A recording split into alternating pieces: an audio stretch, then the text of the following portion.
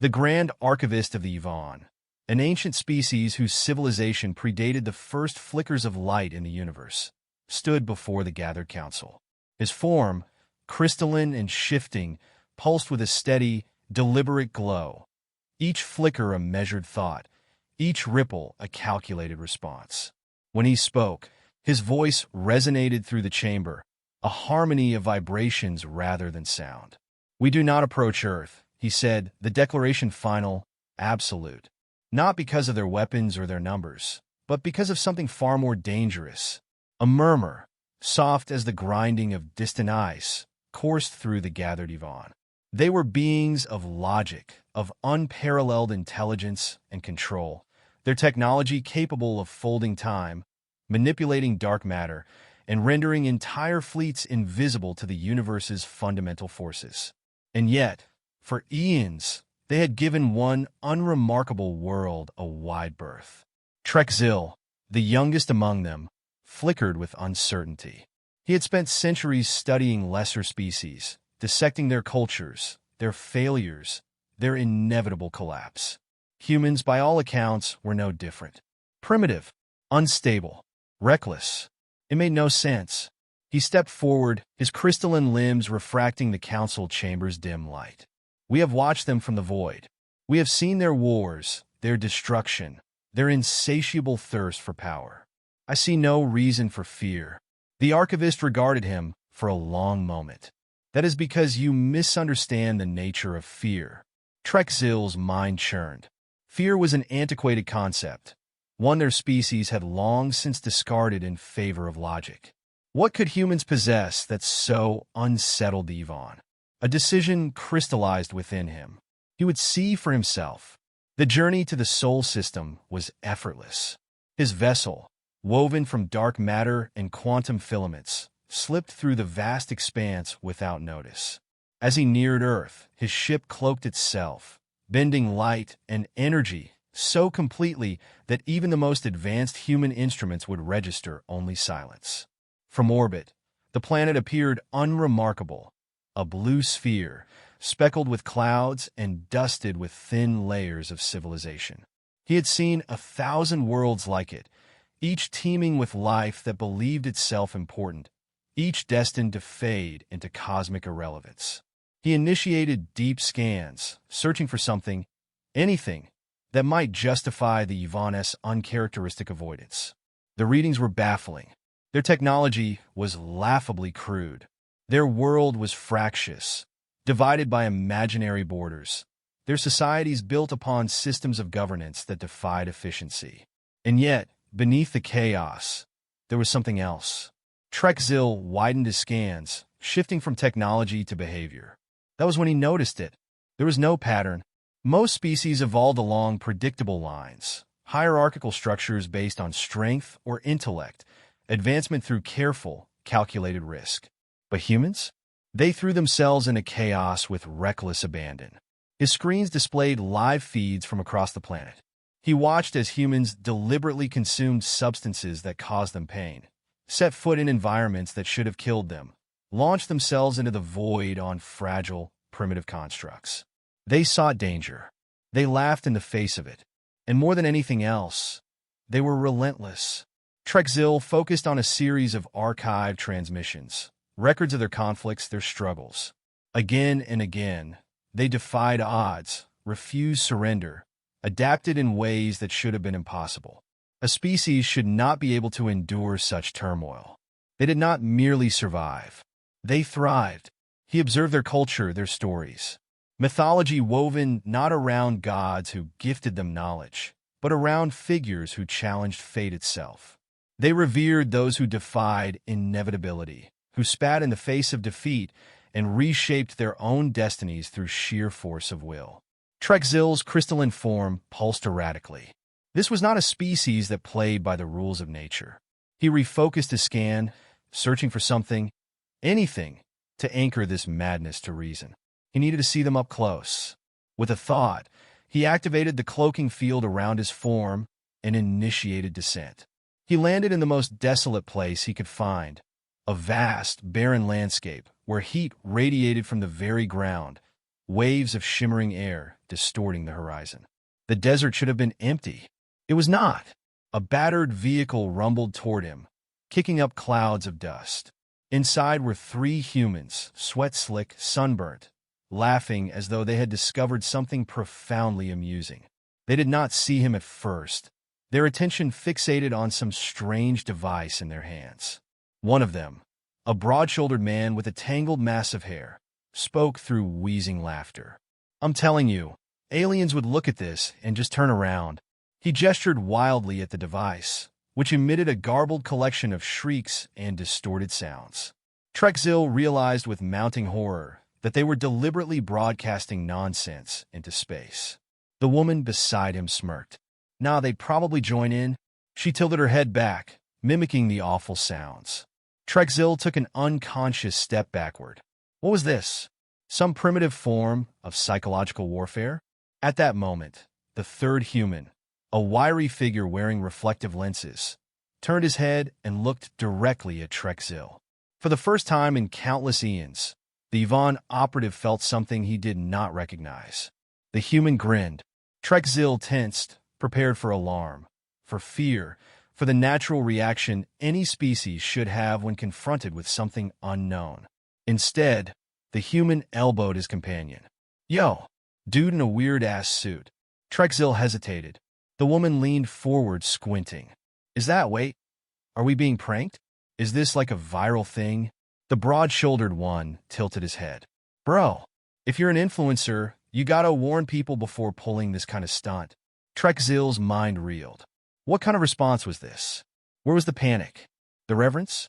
The one with the reflective lenses pulled out a small rectangular device and held it up. "Dude, hold still. I gotta get a picture of this." Trexzil had seen enough. He activated the recall beacon on his wrist, his form shimmering out of phase as the ship locked onto his signal. As he dematerialized, he heard one of the humans exclaim, "Oh, hell yeah? That's gonna get so many likes." The council chamber was silent as Trexzil relayed his findings. He described the chaos, the unpredictability, the sheer, incomprehensible nature of humanity.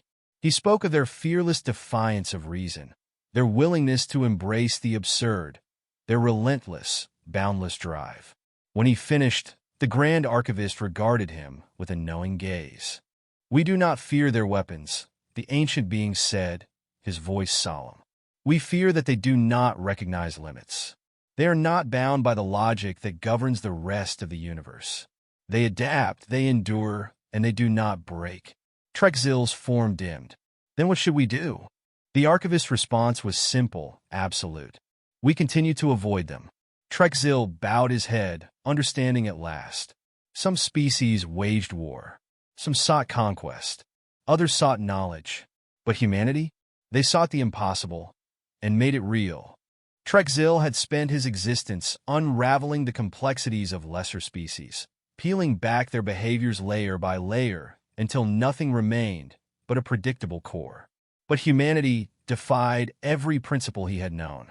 Their world was a whirlwind of contradictions, fierce yet foolish, brilliant yet reckless, fragile yet unyielding. And now, against every instinct ingrained within him, he had to step deeper into their madness. The Yvonne did not interfere with primitive species. To do so was to risk contamination, to entangle oneself in chaos that could not be undone. But Trexzil had seen enough from a distance. Observation alone was no longer sufficient. The only way to understand the humans was to become a part of their world, if only for a brief moment. His ship descended under the cover of darkness, weaving through the planet's turbulent atmosphere with meticulous precision. He chose his landing site carefully, an isolated region with minimal technological interference, a vast expanse of flatlands and empty roads stretching to the horizon. A place where he could remain unnoticed. He was wrong. Before he could take a single step into the human world, an unexpected rumbling filled the air. A battered, rust-coated vehicle skidded to a stop mere feet away, headlights glaring like the unblinking eyes of some crude, mechanical beast. 3 humans stumbled out, each radiating an energy that defied logic. Their movements were erratic, their clothing mismatched, and wrinkled as though personal appearance was an afterthought. The tallest, a broad-shouldered figure wearing a tattered jacket, squinted at Trek-Zil with an expression of exaggerated confusion. Bro, the word was not an attack, nor a greeting. It was something else entirely, some strange human placeholder for deeper meaning. Are we seeing this? Is this real? The second human, smaller but more animated, pulled out a handheld device and immediately began capturing images. Dude, if this is an ARG, I'm calling it now best marketing stunt of the year. The third, a woman with piercing eyes and a slow, assessing smile, tilted her head. Or he's just lost. I mean, look at him. Trek-Zil stiffened. He had prepared for fear, hostility, even worship. But this was something else entirely. They weren't reacting with reverence or terror. They were amused. He recalibrated his vocal processors, modifying his frequency to approximate human speech. I am not lost. The broad-shouldered one let out a short, delighted bark of laughter. Oh, yeah, he talks? The smaller one pointed at him. Where's your handler, man? No way they just let you wander around in that getup. Trek-Zil's mind raced. Handler? What assumption were they operating under? He had studied their languages, their patterns. Yet already, he had fallen into some unseen trap. I require information, he said, keeping his voice steady. What is your purpose in this location? The woman shrugged. Camping. Sort of? Yeah, and drinking, the broad-shouldered one added. You want a beer? Trek-Zil blinked. I do not require sustenance. The humans exchanged glances. The smaller one tapped at his device, then held it up, reading something. Hold up. If this is an elaborate setup, we should probably live stream it. The woman sighed. And hear me out, we just talked to him. She took a step forward. So, what's your deal? You some kind of experimental military thing? If you're an alien, you picked a weird place to land. Trek-Zil hesitated. Admitting the truth seemed inadvisable, but fabricating a lie was equally dangerous. Humans were unpredictable, but they possessed an alarming tendency to dissect mysteries until the truth spilled out whether one willed it or not. A new voice crackled to life in his communicator. His ship's AI, a construct vastly superior to any of Earth's machines, whispered in his mind. Warning, human engagement threshold exceeded. Disengage, ***. He agreed. But before he could react, a new presence announced itself. A fourth human, unnoticed until now, emerged from the shadows. Unlike the others, this one did not stumble or jest. His posture was rigid, his gaze sharp. His attire was unremarkable, plain clothing, neutral tones, but the way he moved suggested a heightened awareness, a precision Trek-Zil had only seen in trained operatives. All right, the man said, voice quiet but firm. That's enough. The group turned to him. Whoa, man, you were just about to do something stupid, the newcomer interrupted. He didn't spare them a glance, his eyes locked on a Trek-Zil. Trek-Zil did not move. The calculations ran through his mind at blinding speed. This was different. This one was different. I don't know who you are, the man continued, stepping closer. But I know what you are. Trek-Zil's crystalline form shifted slightly. And what do you believe I am? The man's lips twitched. A problem. The communicator flared again. Urgent. Tactical retreat advised, ***. But Trek-Zil could not move. Not yet. There was something here, something he had failed to account for. Your presence isn't an accident, the man said. Aliens don't just land in the middle of nowhere unless they're looking for something. The others watched, their expressions morphing from amusement to something more uncertain. The woman frowned. Wait, you're actually serious? The man ignored her. His focus never wavered. I don't know what you want, but you need to leave. Now. Trek-Zil's mind was a storm of calculations. Logic dictated that this encounter should not be happening. He had taken every precaution, every measure to remain undetected. And yet, this human had seen him, had recognized him. He could not stay. With a thought, he activated the recall beacon. The atmosphere rippled around him, his form dissolving into fragmented light. As he vanished, the last thing he saw was the man watching him go. Not with fear, not with awe, but with something infinitely more dangerous. Understanding. Trexil reappeared aboard his vessel, his systems already running diagnostics, recalibrating, assessing. His mind reeled. This was not an anomaly. This was not random. The Yvonne had spent millennia avoiding Earth, convinced that its danger lay in human chaos, in their unpredictability. But Trexil had glimpsed something far worse. Not all humans were reckless. Not all were oblivious. Some of them understood, and that made them truly terrifying. Trexil stood in the observation chamber of his vessel, staring at Earth through the reinforced viewing panel. The planet hung in the void, fragile yet defiant, illuminated by its sun in a way that felt almost deceptive. From a distance, it was beautiful, uncomplicated, serene. Only up close did one understand its true nature. The humans had seen him, not just the ordinary ones, but the kind that understood too much, that watched the stars not with wonder but with expectation. That man in the desert had known exactly what he was looking at. And yet, he had not reacted with fear or reverence. He had not tried to run. He had told Trexil to leave, and Trexil had obeyed. The thought unsettled him. His kind had outlived galaxies, had seen entire species rise and collapse under the weight of their own ambition. They had dismantled planets for study, rewritten the physical laws of lesser civilizations, and yet they did not touch Earth. For the first time, he understood why. A low chime signaled an incoming transmission. The Grand Archivist's form materialized before him, crystalline and ancient, shifting through colors that only those of their kind could perceive. "You have returned," the Archivist said, though it was not a question. "And you have seen them with your own eyes." Trexil's mind pulsed with uncertainty. "They are not what we believed." The Archivist's form flickered. "Elaborate?" Trexil struggled for the words. How did one quantify something so fundamentally illogical? "We assumed they were chaotic because they lack control. But their chaos is deliberate. It is cultivated." The Archivist watched him carefully.